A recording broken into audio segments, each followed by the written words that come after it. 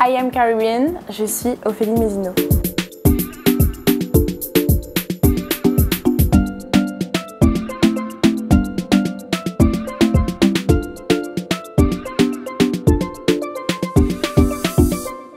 Je porte cette écharpe fièrement, cette nouvelle écharpe de Miss Univers Guadeloupe 2025. J'ai été auparavant, j'ai fait d'autres concours de beauté, Miss Guadeloupe 2018, première dauphine de Miss France 2019, première dauphine de Miss Monde 2019 aussi, ainsi que Miss Monde Europe. Mais entre-temps, il y a beaucoup de choses qui se sont passées et Ophélie, elle était quelqu'un avant d'avoir ses écharpes. Mais j'ai fait des études en sciences, en école de commerce. Aujourd'hui, je suis mannequin professionnel. Je faisais du mannequinat avant le monde des Miss. Comment j'arrive dans le monde des Miss? Très jeune. Très jeune parce que je pense que c'est l'une des premières émissions que j'ai regardées à la télé en pleine conscience. Je regardais cette émission avec ma grand-mère et ma mère lorsque j'avais, je crois, 2-3 ans. Je pense que ça a réveillé quelque chose chez moi, c'est quelque chose qui m'a apporté un petit peu de paillettes. Je pense comme toutes les jeunes filles, au final, on veut toutes faire des concours de beauté quand on est petite. Mais j'ai compris très vite, aussi de par mon expérience de vie qui était un petit peu particulière, que c'était un moyen et un vecteur de message, qu'une écharpe, en fait, ça a donné un petit peu de bonheur aux gens qui étaient autour de nous, en fait. Quand je suis arrivée au collège, directement, j'ai compris que je pouvais m'impliquer auprès des associations, que j'avais une histoire un petit peu particulière en tant qu'enfant de parents en situation de handicap et que je pouvais en parler, je pouvais utiliser cette plateforme pour parler des causes qui me tenaient à cœur. Et l'associatif, donner de mon temps aux autres, ça a toujours été quelque chose d'important pour moi et je savais qu'une écharpe me permettait de le faire. Et donc voilà, c'est comme ça que j'ai transformé ce rêve de petite fille en quelque chose de concret et c'était pas uniquement pour moi, mais c'était aussi beaucoup plus pour les autres et pouvoir représenter ceux qui n'avait pas la chance d'être représentée en fait. Ma mère, je lui en ai toujours parlé, mais je pense qu'elle s'est jamais dit que j'étais assez folle pour le faire. Parce qu'elle sait que je suis quelqu'un de très déterminé, je suis une ancienne sportive, je fais de l'athlétisme, du handball, de l'équitation, on est une grande famille de sportifs, donc on a la compétition dans l'âme, mais surtout le fair play par contre. Mais elle s'est pas dit que j'étais capable de tout laisser et de me dire allez j'y vais. Parce que j'avais déjà, vu que j'avais une année d'avance, j'étais déjà en études supérieures quand j'avais 16 ans. Donc j'étais déjà sur mon bac +2, donc elle s'est dit bon voilà je vais continuer mes études et tout chose que j'ai fait. Mais elle s'est pas dit, elle m'a dit je pensais pas que tu allais le faire. Pour elle, c'était juste une lubie quoi. Mais par contre ma mère ne m'a jamais freinée dans quoi que ce soit et pourtant l'armée ma mère c'est l'armée quoi, elle m'a donné une rigueur qui fait parce que ma mère est sourde et je pense qu'elle a toujours voulu et fait en sorte que j'ai une vie. Elle voulait que j'ai le métier qui me permette de vivre et de subvenir à mes moyens parce qu'elle avait des problématiques pour accéder au métier dont elle rêvait ou des choses comme ça. Elle m'a jamais lâchée au niveau de l'école et même un peu trop. Elle l'assumait aussi en disant que j'ai peut-être été trop stricte avec l'école. J'ai une rigueur et une ponctualité qui... c'est ma mère en fait. On me dit Ophélie, t'es comme ça. Si j'écoutais pas Magali Mézino, j'étais dans de sacrés problèmes. Mais en fait, elle nous a jamais freinés. Si je disais j'ai un rêve, je veux faire ça, elle me freinait pas.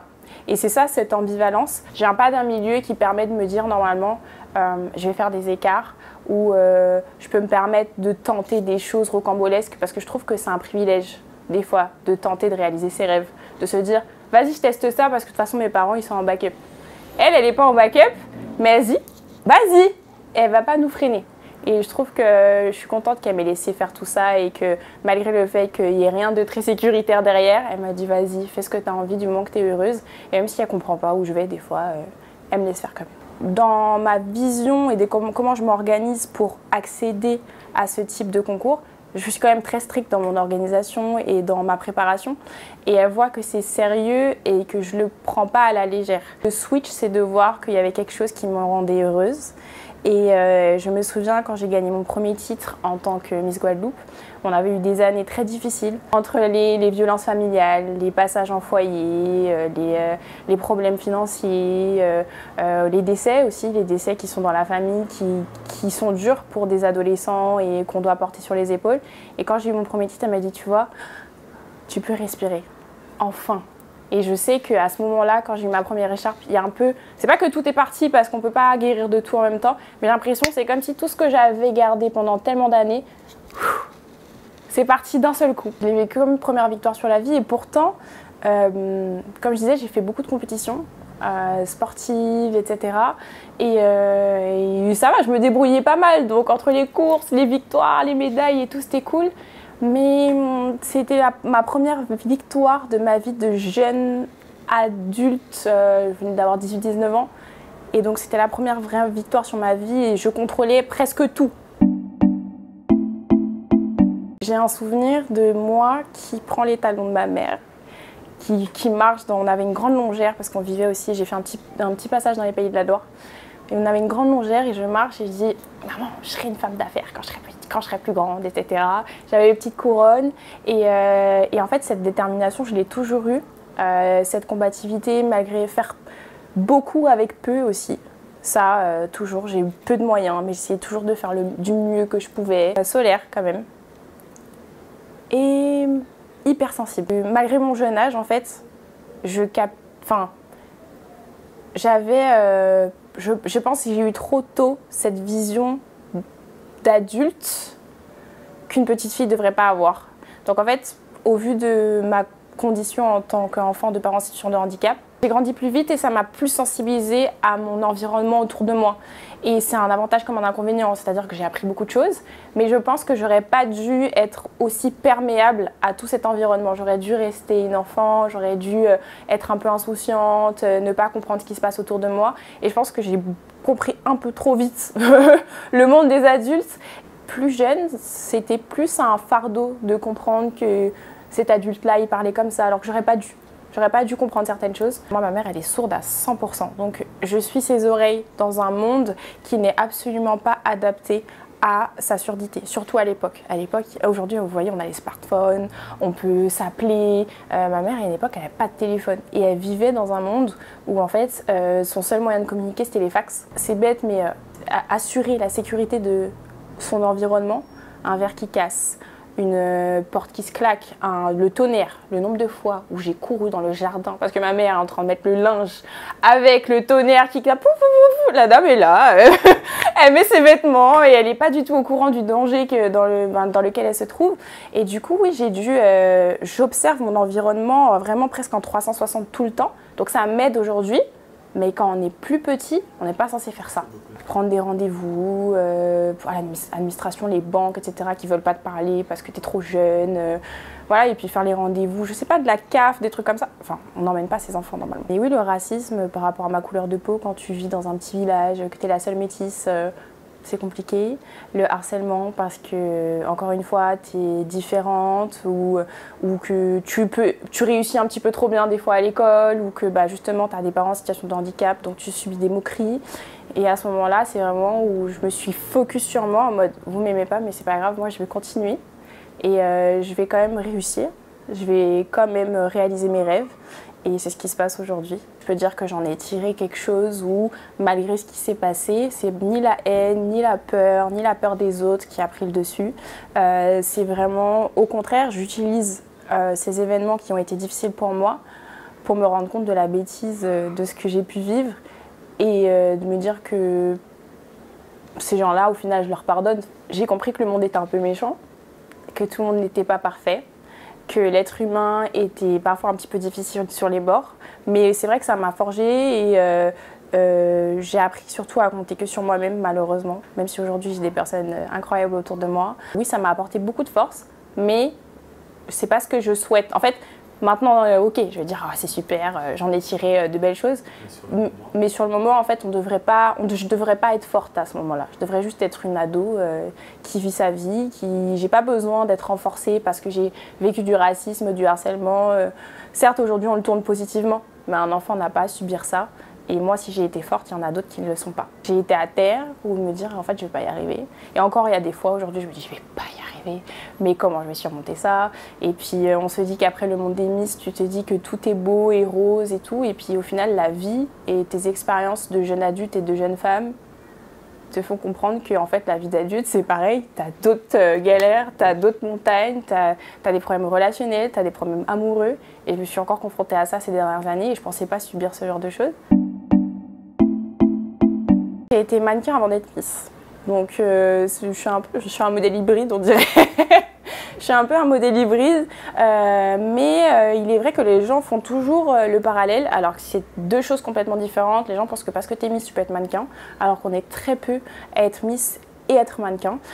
Et ce switch, je pense que c'est juste mes changements de personnalité. Voilà, j'adore le fait, en tant que mannequin, d'incarner une vision qui n'est pas forcément la mienne et de devoir la réinterpréter. Et le côté Miss, c'est vraiment l'apogée de comment je me montre dans ma meilleure version de moi-même. Et du coup, je pense que j'ai un équilibre entre jouer un personnage et en fait, quand j'ai l'écharpe, bah, c'est moi.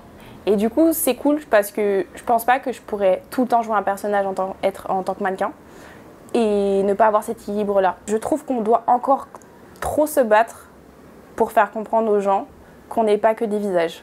C'est-à-dire que les gens le savent, mais tu sens que ça tient qu'à un fil. Il y a des fois où on nous laisse cette liberté d'expression, etc., mais que de peu, ça peut nous être enlevé et on doit toujours reprouver que oui, je ne suis pas qu'un visage, oui, je sais ce que je dis, oui, je suis fière de ce que je suis, de ma culture, etc. Donc en fait, c'est un combat pour nous toutes à chaque fois pour faire passer nos messages. J'avais lancé un podcast l'année dernière qui s'appelait Confidence Closet pour vraiment, justement, que ça soit une petite pièce pour vraiment faire mes confidences et donner les conseils que je voulais donner aux femmes. J'ai laissé ce podcast parce que justement, j'étais trop fatiguée. Peut-être de me mentir un peu à moi-même en mode « mais Ophélie, t'es fatiguée, ça va pas. Il faut que tu te concentres sur toi. Avant de donner aux autres, concentre-toi sur toi. » Et là, je vais mieux. Et je lancerai bientôt une nouvelle version de ce podcast et ça va s'appeler « We are heard », ça veut dire « nous sommes entendus », pour vraiment redonner la parole aux femmes et pas que. Et des témoignages. Et ça sera pas que centré sur moi, mais surtout pour donner la parole aux autres. Facile, je dirais oui et non. Je pense que c'est même plus difficile. Il y a des gens qui me disent, mais en fait, ça va, t'as déjà fait ça, etc.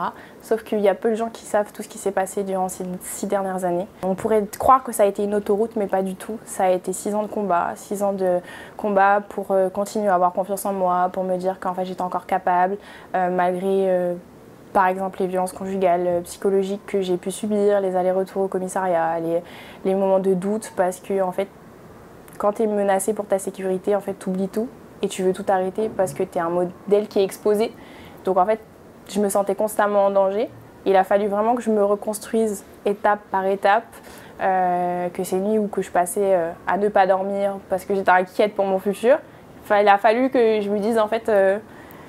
Ophélie, tu l'as déjà fait, tu peux le refaire.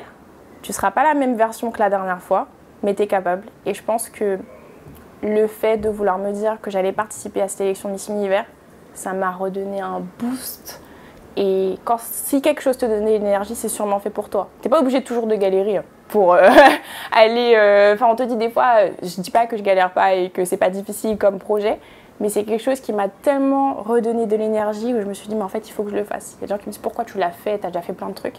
Mais en fait, le bonheur que ça m'apporte de le faire, le bonheur que ça m'apporte de donner de l'amour aux gens, en fait, c'est aussi ça qui me reconstruit, malgré les années difficiles que je viens de passer. Donc voilà. Ça n'a pas été facile de me remettre dans une situation un peu de danger, devant le jugement des gens, alors que j'ai passé plein d'années à me reconstruire. Ça peut arriver que je retombe, mais j'accepte, ça fait partie de la vie. Mais je pense pas qu'on puisse arriver et me dire, me balayer en mode pourquoi tu fais ça? Je suis tellement contente de ce que je fais et consciente de pourquoi je le fais qu'aujourd'hui, j'aurais aimé ne pas avoir à défendre certaines causes, vraiment, que ce soit les violences féminines, les violences conjugales, etc. Encore une fois, il y a des causes que t'as pas forcément envie de défendre parce que j'aurais pas aimé les vivre. Mais en effet, j'ai encore plus de choses à dire parce que j'ai vécu d'autres choses. Et entre-temps, avant, c'était la petite fille, la jeune fille qui avait vécu des choses et qui disait à la fin de son adolescence, j'ai vécu tout ça, mais je veux rêver, etc. Aujourd'hui, j'ai déjà vécu certaines choses, j'ai rêvé, j'ai eu plein de beaux événements. Mais là, c'est l'expérience qui arrive et que tu te dis « Ah, la vie d'adulte, c'est pas facile !» Et non, oui, c'est une femme plus mature et plus posée. Et pour le coup, avant, j'avais l'impression de l'avoir fait pour un peu me sauver. de ma situation. Là, je ne le fais pas pour me sauver, je le fais parce que j'ai envie de le faire, que ça me fait plaisir de le faire et surtout parce que ça me fait plaisir et c'est un honneur de représenter mon territoire à une échelle internationale. Premièrement, montrer notre territoire à l'échelle internationale, c'est incroyable. Faire un top, c'est exceptionnel. Gagner, ça paraît impensable, limite, tellement c'est waouh. Mais il faut y aller, quoi, parce que je sais qu'il y a d'autres femmes qui vont passer après moi. Donc si ça nous permet, ça leur permet aussi d'accéder à un rêve qui paraît inimaginable à la base, ma mission sera déjà réussie. La décision de vouloir me présenter à Miss Univers Guadeloupe, je pense que j'ai mis 1 an avant de me dire ok, j'y vais. Entre la première élection, j'ai réfléchi beaucoup et me dire. En fait, quand j'ai vu le casting, évidemment, j'ai reçu des centaines de messages, tous les Guadeloupéens, vas-y. Mais moi, j'étais dans une période de ma vie, en fait, j'étais pas alignée avec moi-même, j'étais fatiguée, j'étais en burn-out, je voulais pas. C'était trop risqué pour ma santé mentale d'y aller. Et du coup, la réflexion, elle a pris énormément de temps. Et c'est vraiment faut savoir ranger son ego. Et se dire, c'est parce qu'il y a des gens qui m'ont dit ouais, t'as déjà fait plein de choses, pourquoi tu vas te remettre en jeu, etc. Et je me suis rendu compte que si tu veux aller plus loin, il ne faut pas avoir peur de repartir à zéro. Il faut laisser son ego de côté. Et demain, je ne gagne pas à Miss Univers ou je ne suis pas première dauphine parce que c'est le classement que j'ai eu, c'est pas grave. Et les gens, j'ai eu l'impression qu'ils avaient plus peur de perdre ça que moi. Et il fallait juste me dire, ok, c'est une compétition comme une autre. Il faut savoir pourquoi je le fais. Je le faisais vraiment plus pour les Guadeloupéens que moi-même. Je sais que c'est pas facile parce qu'on a un petit territoire. Je sais que ça va être très dur face au powerhouse de ces élections. Mais je pense qu'on peut faire la différence parce qu'on est tout nouveau. Donc on va arriver comme ça, personne ne nous connaît, il y a peu de gens qui peuvent nous placer sur une carte. Mais si les Guadeloupéens sont derrière moi, je pense qu'on peut créer quelque chose d'exceptionnel. Donc je suis très honorée. C'est vrai que je suis très attendue. C'est en tant que première dauphine de Miss Monde, évidemment. Miss Monde, c'est quand même un concours qui est très compliqué. Donc, même si les gens n'ont pas forcément suivi, ils se disent, mais alors, elle est première dauphine, donc elle a fait toutes les épreuves de l'élection, et c'est une élection qui est hyper énergivore, donc ils savent, je pense, grâce à ce titre, que je suis quelqu'un de très endurant. Ça peut être un peu impressionnant. Maintenant, je ne le prends pas comme quelque chose d'acquis, et surtout par respect pour les autres candidates qui ont totalement leurs chances, et qui sont même, ça se trouve, mieux préparées que moi, parce que moi, entre ces 6 ans, j'ai pensé à autre chose et fait d'autres trucs. Mais oui, on est très attendus. Je dis on parce que, encore une fois, tu as vu, c'est pas je, c'est on est très attendu. Ça met une toute petite pression sur les épaules, mais en même temps, je me suis détachée de ça parce qu'il faut pas que je vive ma longue aventure. Parce que des fois, si tu te dis, il faut absolument que je finisse, que j'ai la couronne et tout, en fait, tu en perds l'essence de pourquoi tu y vas. J'y vais parce que je suis contente de le faire, que ça me rend heureuse, que ça rend heureux les Guadeloupéens. Et si je peux faire le meilleur, je ferai le meilleur. Mais soyez pas déçus. Hein? Moi, je fais du mieux que je peux, d'accord? C'est comme ça que j'aborde toujours mes concours de beauté. Je suis pas en compétition avec les autres filles, en fait. Les autres filles, elles me ressemblent pas, je leur ressemble pas. On n'a pas la même couleur de peau, on vient pas du même pays, on parle pas la même langue. Et en fait, la raison pour laquelle on est dans le top, c'est pas parce que des fois, tu peux avoir une performance un peu moins bonne en catwalk, en discours et tout, mais physiquement, on n'est pas en concurrence. Physiquement, sur le même plan physique, on n'est pas en concurrence parce qu'on est totalement à des opposés. Le but, c'est moi, par contre, oui, dans mon message, dans l'énergie que je vais dégager, ça va être quelque chose de différent, mais je ne suis pas en concurrence avec les autres filles. Ma concurrence, elle est vraiment avec moi-même, tu vois, parce qu'il y a plein de situations, quand tu es sur scène, c'est pas la fille qui va faire en sorte que tu marches mieux, c'est pas la fille qui va faire en sorte que tu parles mieux. Il m'est arrivé des choses sur scène où mon costume se casse 2 minutes avant. Que les filles soient prêtes, pas prêtes, ça ne change rien. C'est moi qui dois gérer ma situation. Donc franchement, pression, oui, mais ça va. Quand tu arrives dans un top 5, enfin moi, c'est comme ça que je le ressens, j'ai compris qu'à partir d'un certain moment, je ne contrôle plus rien. Et juste, mon mot d'ordre, je le dis à toutes les filles, c'est qu'il faut que je sois fière de ma prestation. C'est sûr, si je bégaye, si je tombe, si je glisse, là je vais être déçue de moi-même. Mais à la fin, quand j'ai fini de dire ce que j'avais à dire, j'ai réfléchi. Ouais, je me suis dit, Tu sais, les gens, ils votent pour toi parce qu'ils sont allés en Guadeloupe la semaine dernière. Tu sais pas pourquoi les gens votent pour toi au bout d'un moment. Est-ce que ce que j'ai dit, je suis contente? Est-ce que ce que j'ai fait, je suis contente? Est-ce que au fond de moi, j'ai un sentiment de paix intérieure qui fait que j'ai fait tout ce que je devais faire? Oui, et je l'ai eu à chaque fois. J'ai un petit moment de stop dans ma tête parce que je sentais que j'allais être dans le top 3 à ce moment-là. Et là, je dis, Seigneur, si je suis pas élue, je sais pas ce que tu me réserves, mais je sais que ça peut être bien. Vraiment, genre voilà. Si je suis élue, c'est super. Si je suis pas élue, c'est pas grave. Mais en tout cas, est-ce que je suis fière de moi? Ouais, je suis fière. C'est tout. Et après, c'est comme ça que ça m'a toujours permis de bien vivre en fait mes titres. On m'a dit, t'as pas été triste, etc. Je dis non, j'ai fait tout ce que je pouvais. Je suis à la place où je devais être, où je suis destinée à être. Et tout est dans l'ordre des choses. S'il y a des choses qui doivent se passer mieux plus tard, et c'était à 6 ans que je disais ça. Donc je sais pas si c'est un signe, mais on croise les doigts. J'étais un peu surprise de me dire, mais pourquoi les gens croient encore en moi comme ça? Enfin, je me sentais pas, c'est un peu légitime. Je me suis dit parce que je sais, tu vois, chaque fille a son moment. Il y a eu des Miss Guadeloupe, etc. Et je les ai toujours encouragées, et qu'importe un peu le comité en fait. La Guadeloupe, du moment, enfin pour moi, la Guadeloupe, qu'importe là où elle est, que tu sois X ou Y personne, on encourage.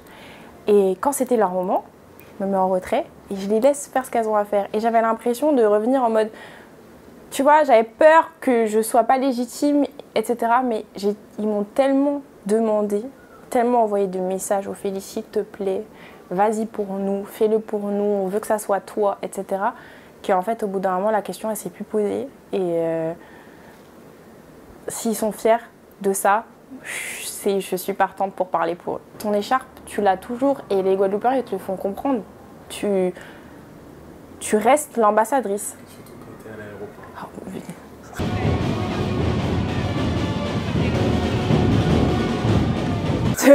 T'arrives, tu vois, le premier visage, c'était Clémence et moi à l'aéroport et c'était une fierté. Et les Guadeloupéens, ils t'oublient jamais. Il y a des gens qui me disent, vous savez, j'ai toujours votre carton de dédicace sur mon frigo, ça fait 6 ans.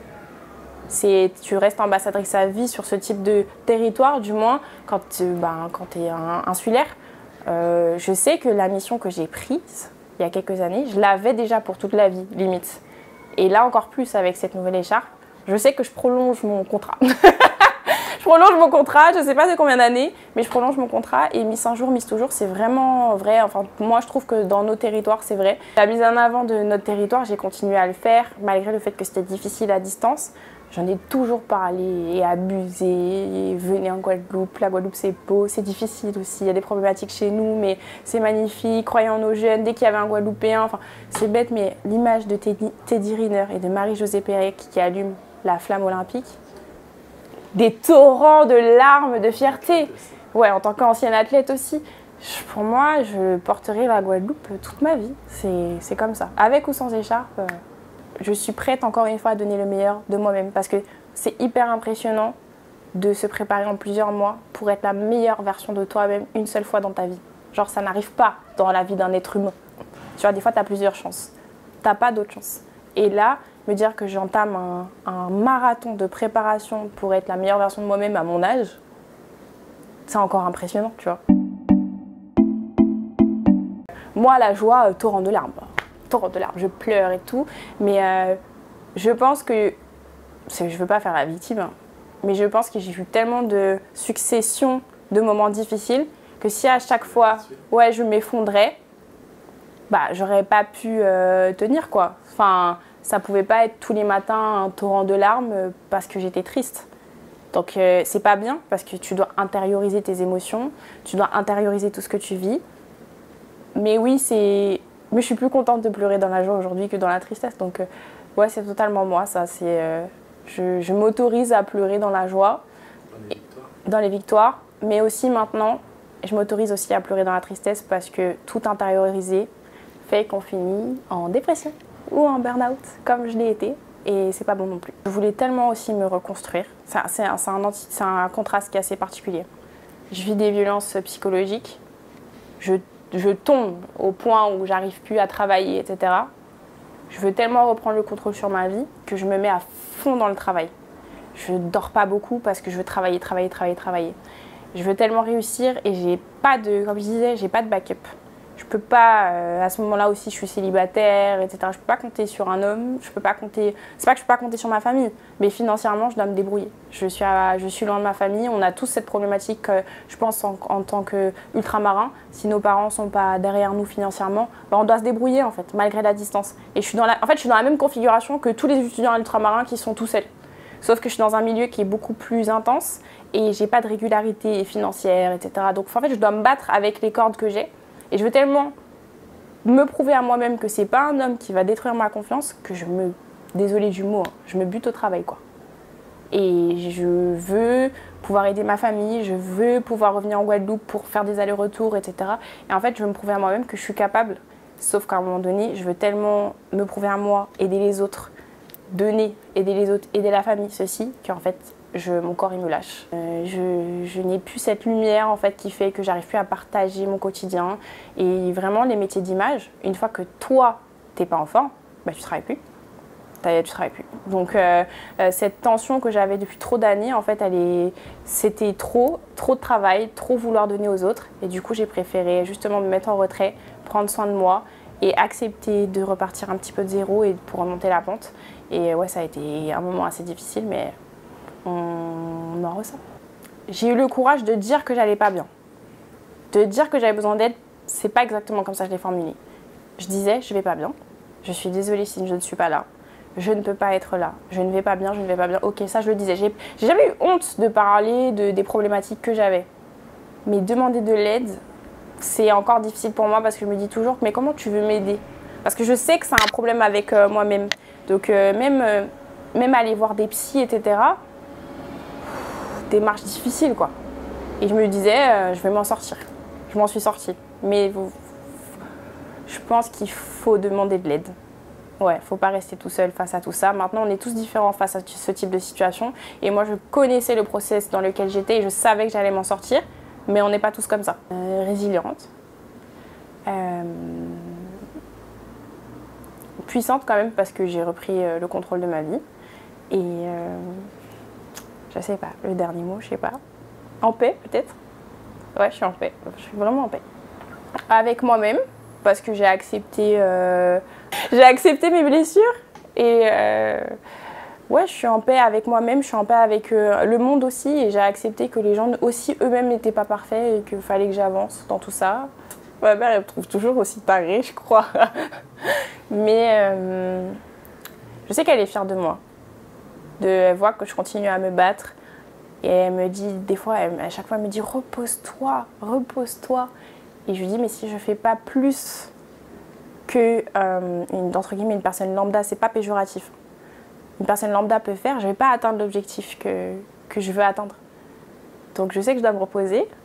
Elle me dit toujours repose-toi, repose-toi, arrête, arrête et tout. Mais si j'arrête, je ne vais pas obtenir le résultat que je veux. Donc non, je sais qu'elle est fière de moi, mais elle est un peu inquiète quand même de me voir à chaque fois me relancer dans ce type d'aventure.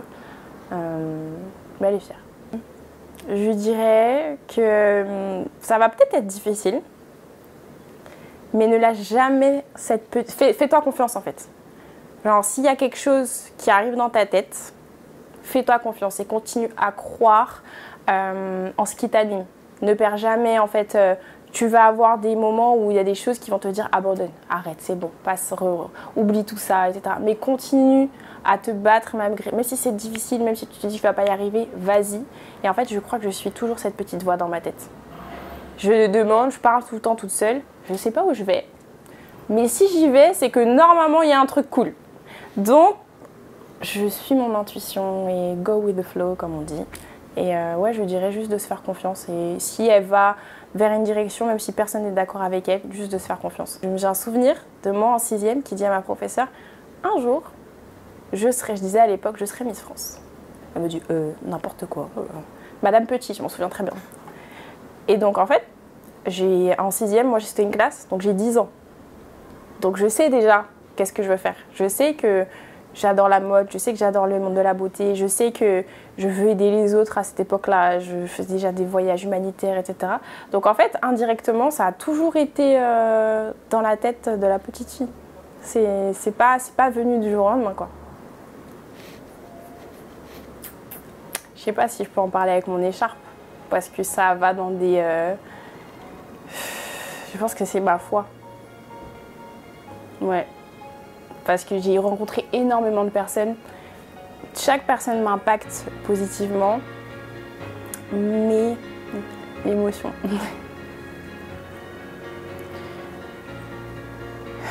Je pense que sans ça, j'aurais pas été là.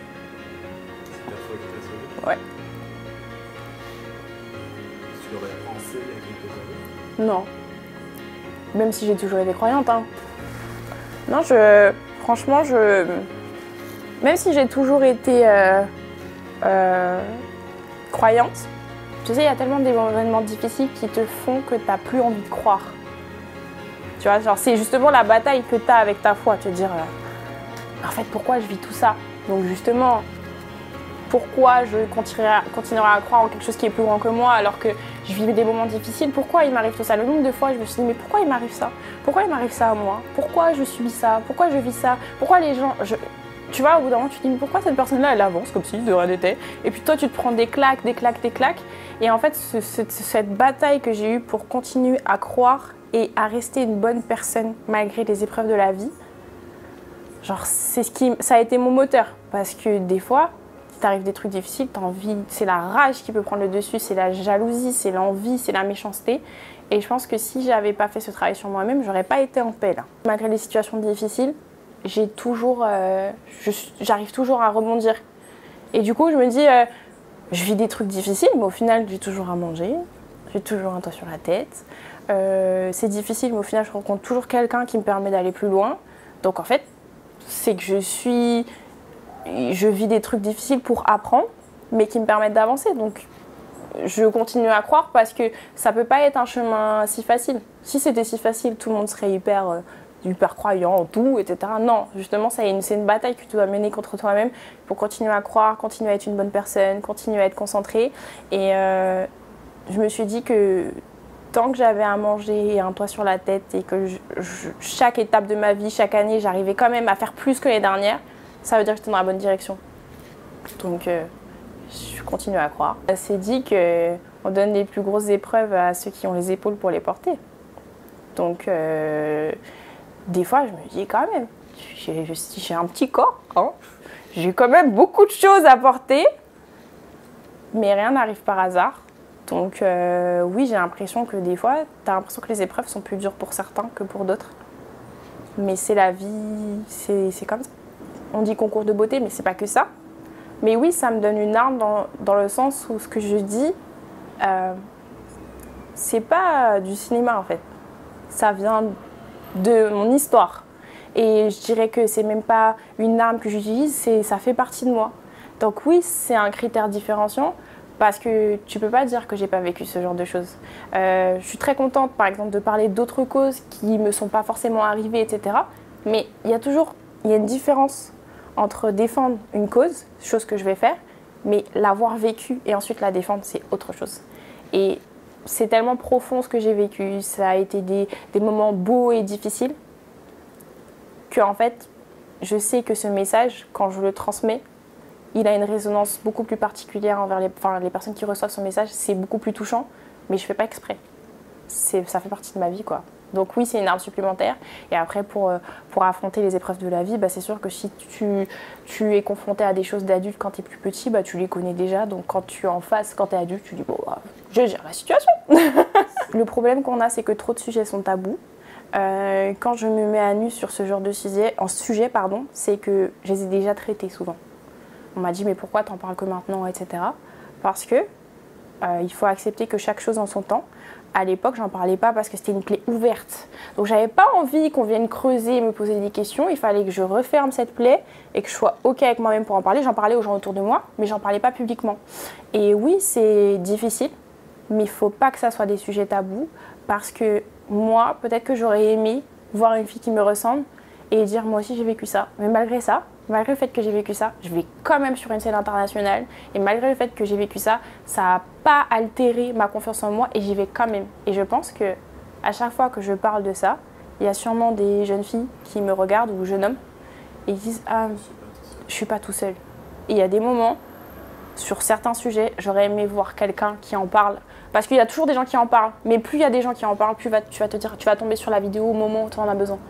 Et le message à passer, il est important. Parce que j'ai aussi eu des violences dans ma famille plus jeune, j'ai vu que le silence était trop dangereux. Ne te mets pas en sécurité.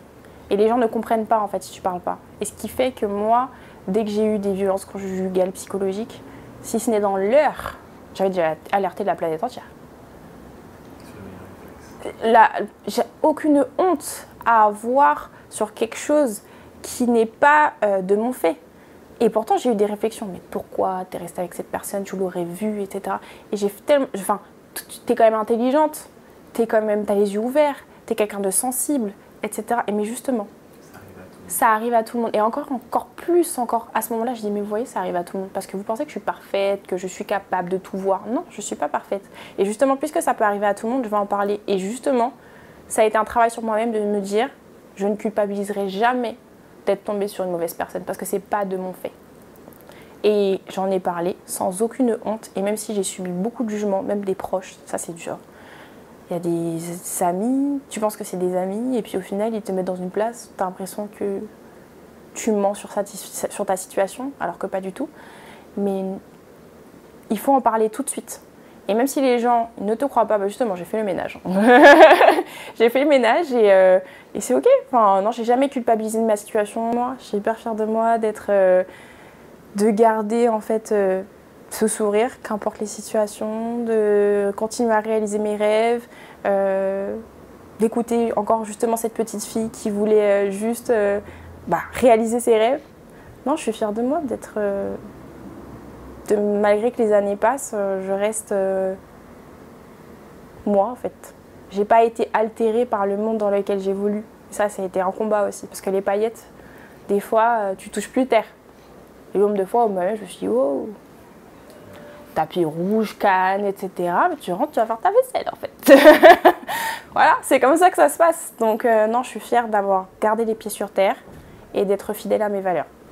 C'est pas une frustration, c'est une petite pression.